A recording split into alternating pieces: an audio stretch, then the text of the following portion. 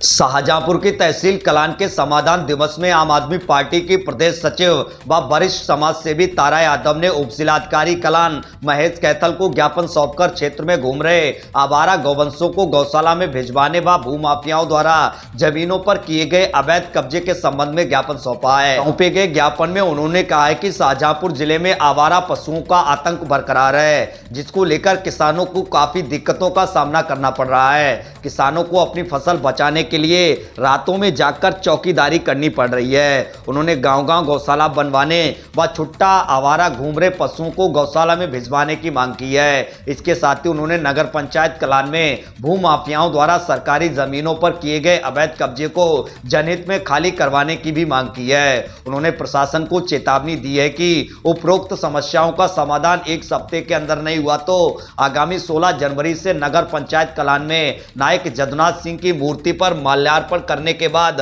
पैदल यात्रा शुरू करेंगे, जिसकी जिम्मेदारी शासन व प्रशासन की होगी। वहीं दूसरी तरफ तहसील समाधान दिवस में फरियाद लेकर पहुंचे गरीबों व जरूरतमंदों को एसडीएम कलान महेश कैथल व कलान नगर पंचायत में तहसीलदार अजय अंसारी ने कलान चेयरमैन हरिनारायण गुप्ता के साथ गरीबों व जरूरतमंदों को 100 से अधिक गर्म कंबलों का वितरण किया। सर्दी के मौसम में गर्म कंबल पाकर गरीबों के चेहरे खिल उठे।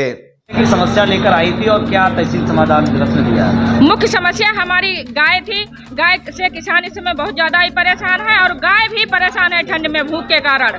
गाय भूख के कारण खेतों में किसानों का नुकसान करती है और किसान भाई इसलिए परेशान है कि वो अपनी जीवनचर्या चलाने के लिए खेतों की रखवाली कर रहे हैं।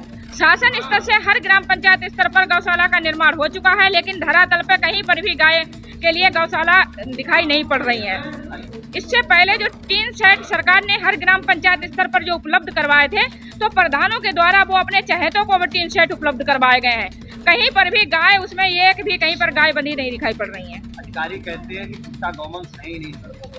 छुट्टा गौवंश नहीं है तो छुट्टा गौवंश नहीं है तो ये खेतों में कहाँ से दिखाई दे रहे हैं? इतने सारे किसान हैं, ये क्यों परेशान घूम रहे हैं? ठंड में तहसील प्रांगण में आके धरना प्रदर्शन करना, अधिकारियों को जगाना, ये का इनका कोई निजी शौक नहीं है। अगर इन्होंने 16 जनवरी तक गौशाला में नहीं भिजवाया गायों को, तो मैं आपके माध्यम से शासन और प्रशासन को अवगत कराना चाहती हूँ।